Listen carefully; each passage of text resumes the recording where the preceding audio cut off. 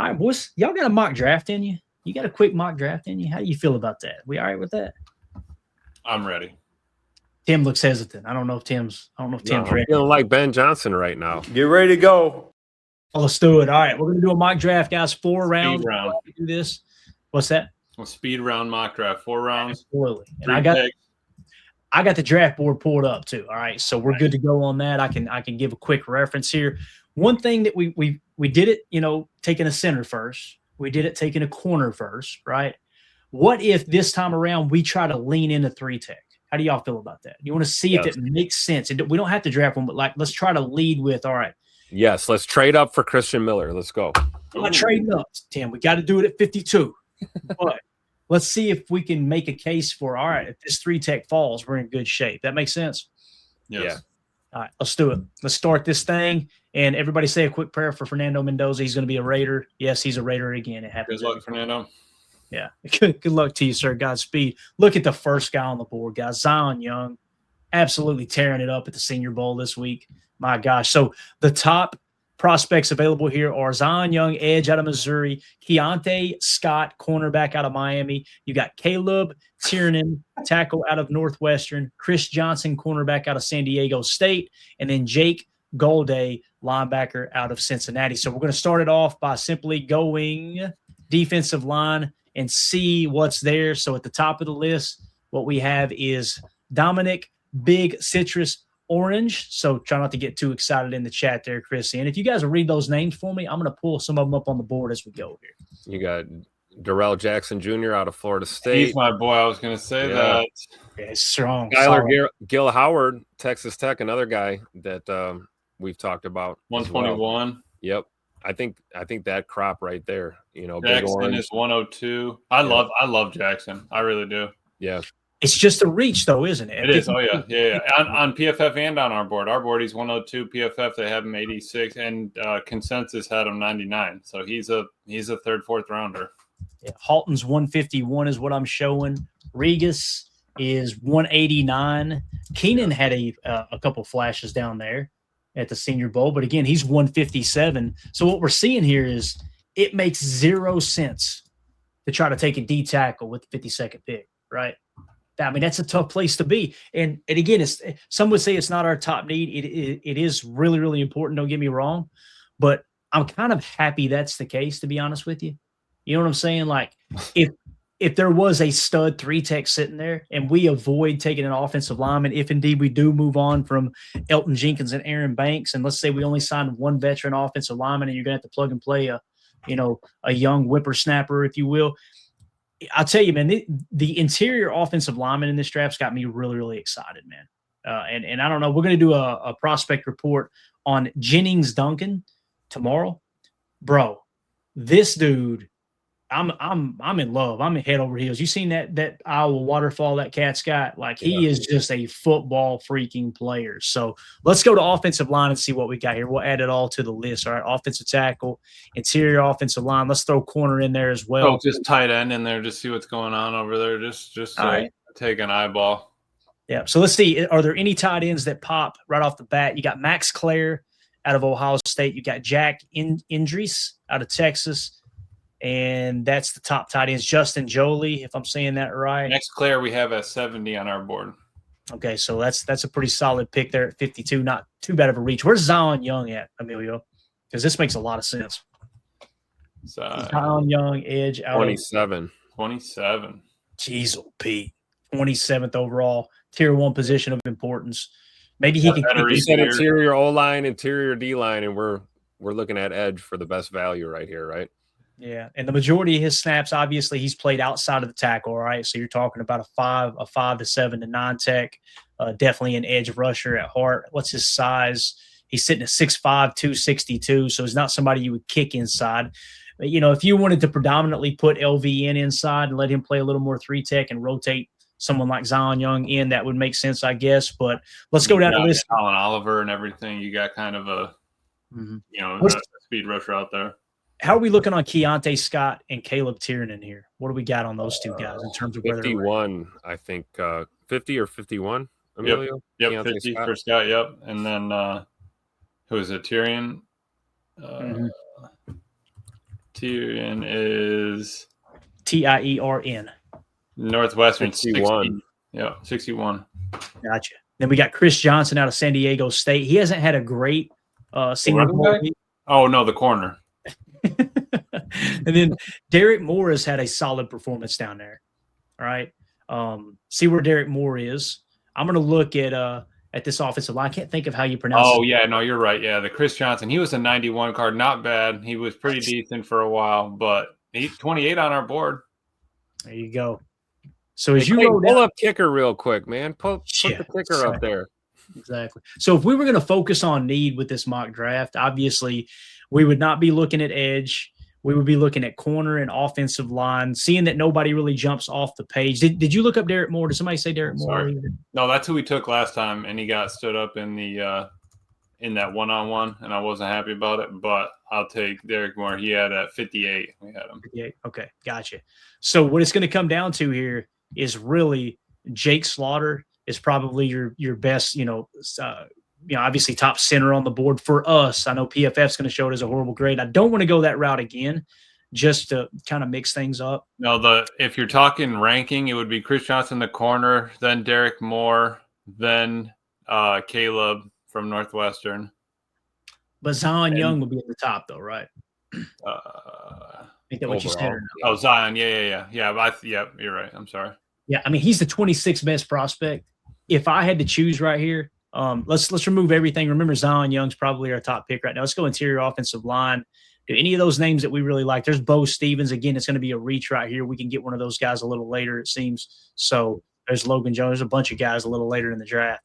So for me, man, it's definitely between Zion Young or go with a cornerback. What would you guys do here in this situation? How y'all feeling about it? Don't talk to me because I say take Jake Slaughter right now. Don't even wait, right, Tim? Just do it. Get it done. Just get him done. Assuming we don't have a center, I wouldn't be opposed to taking Chris Johnson. Chris Johnson, okay. Yeah, and he is definitely ranked higher than Keontae Scott. Is that right? No, he is Chris Johnson's 28. Keontae Scott is Zion, right? Yeah, Zion is 27. Chris Scott is 51. Yeah. Yeah, so Chris and Zion are one spot apart. Gotcha. Chris Johnson and Zion are? Yes, sir. Yep. Yeah, 27, 28. All right, let's go Chris Johnson then. We good with that? Yeah. I know Tim wants Big Slaughter, but let's go. And the only reason I'm saying hold off on it is because we're going to get a good pick here on the interior offensive line in a second. And again, we took Jake Slaughter the other day. We haven't taken Chris Johnson yet, right? In any of our mocks. So no. Let's do it. Let's fire off on it. So we're going to go Chris Johnson. Pick is in. Chris Johnson with our first pick there at cornerback. All right, moving on to pick 84. 4 picks, 2 return for touchdowns, 9 pass breakups, 1 forced fumble, 49 tackles. And costs way too much in mutt coins over there on. He does. I'm going to be at this point, though, his card is outdated, so don't even worry about it. Go get the new McCoy from Tennessee card. Love it. Absolutely love it. So let's see who all is here on the board at the moment. It looks like Jake Slaughter is gone, isn't he, Tim? I'm not seeing him here, sir. Jake Slaughter is long. This is why I tried to tell everybody to take. Right. If I'm going to reach, it's going to be O-line. Let's go. It's going to be for a reason. Yeah. So you got tackle Brian Parker. Y'all help me look these up. I'll go. Tim, you go first. Look up Brian Parker. Emilio, look up Sam Hecht, center, Hecht. Brian Parker out of Duke. We've got at 66. Hecht 118.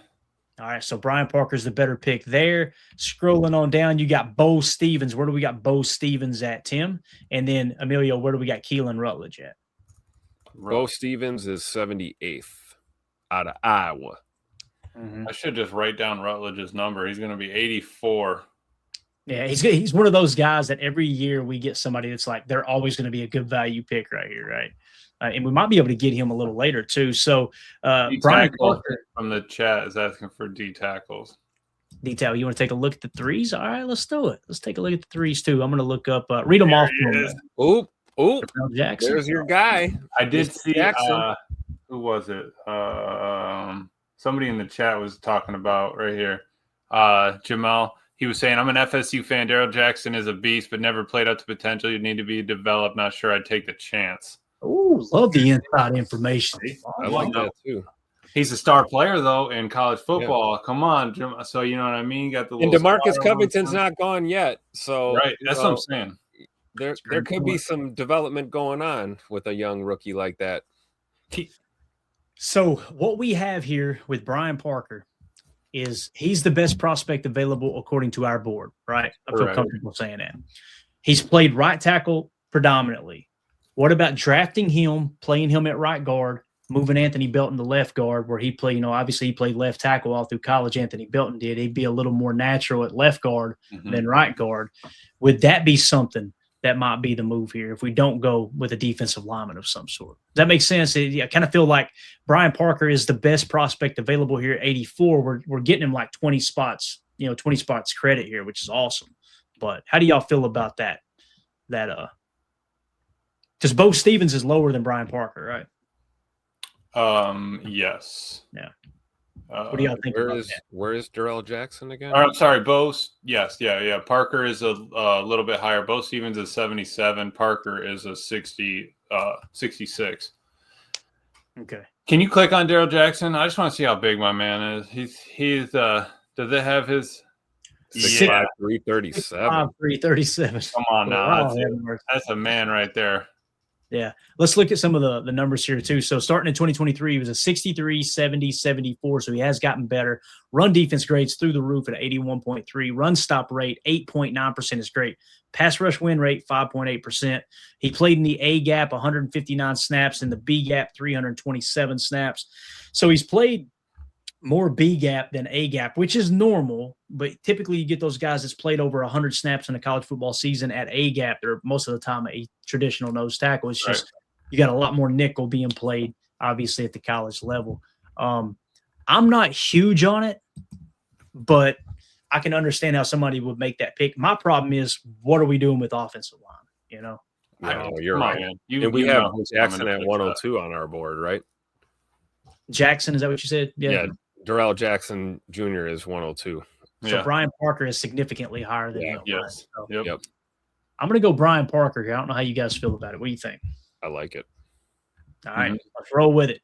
So the pick is in with pick number 84. The Green Bay Packers are going to take tackle out of Duke, Brian Parker II. Probably a Jacob Monk teammate there, I would imagine. So there's a little bit of pipeline there for the Packers drafting Duke Blue Devils. All right, moving on to our final pick here, pick 120. What do you want to see, boys? You run it here. I'm just going to sit back and enjoy the show. Interior O-line. All right, we're going back to the interior O-line. Yeah. Bo Stevens, Keelan Rutledge. Grab our boy from Iowa. Hey, where's Pat Coogan? Pat Coogan is lower than those guys, right, Tim? Am I thinking right? Pat Coogan is lower than Bo Stevens. I'm actually going to sort my board off to the side by position so we can compare and contrast all of them here. I'll just give you the grades so you can kind of have an idea of where they should be kind of ranked. So at the top of the list, Bo Stevens, we have got a 65.0 grade on. Below him, Keelan Rutledge, 72. So hands down, Bo Stevens would be the best pick. Pat Coogan, we have an 84.8 on him.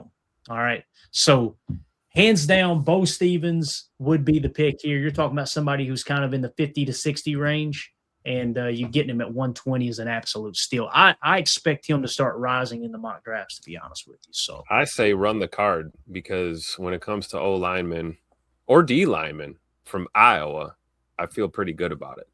What do you think, Emilio? Yeah, I like that. Like I said, I think I said that's beginning before we even had a draft.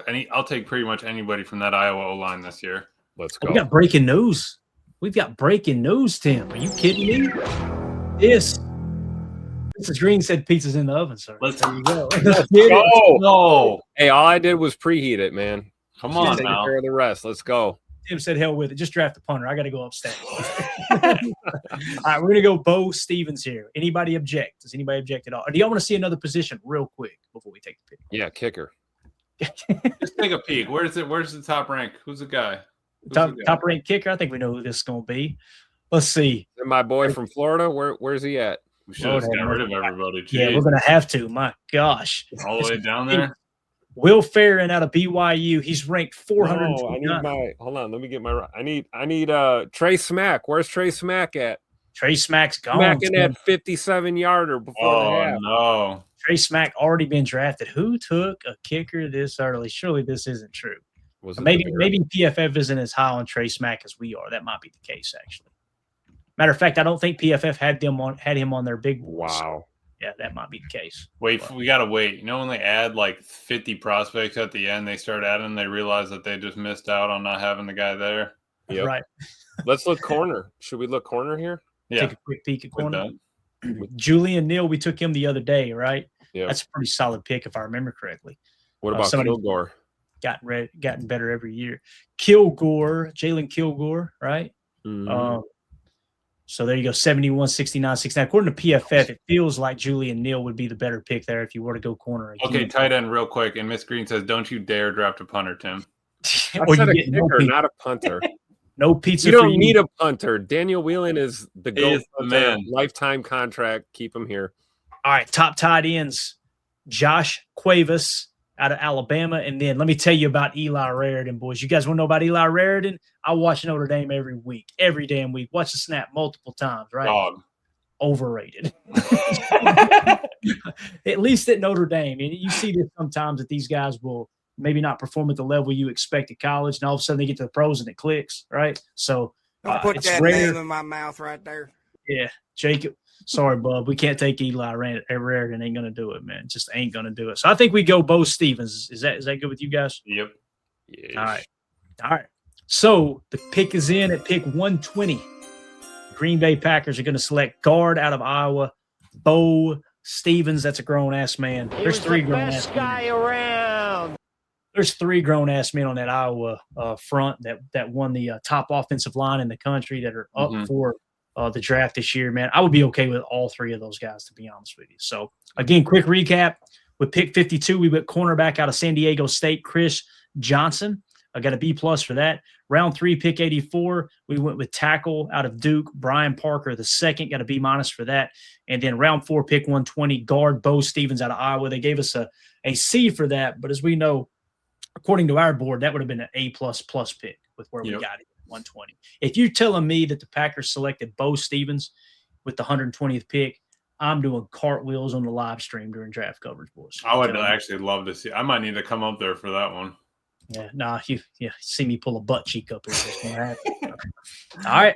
So there you go. There is your mock draft. This is what, the third or fourth we've done now, man. The last videos we put out got a ton of views. People are loving them. So I was worried that some people may not like them, but it seems like everybody's getting the draft bug early this year. So if you're watching this video back later, let us know in the comments. How do you feel about that draft? Pick 52, cornerback Chris Johnson. Pick 84, tackle Brian Parker the second. Pick 120, Bo Stevens, guard out of Iowa. Let us know in the comments. Make sure you hit like, subscribe, click the bell icon so you hit all the future live streams.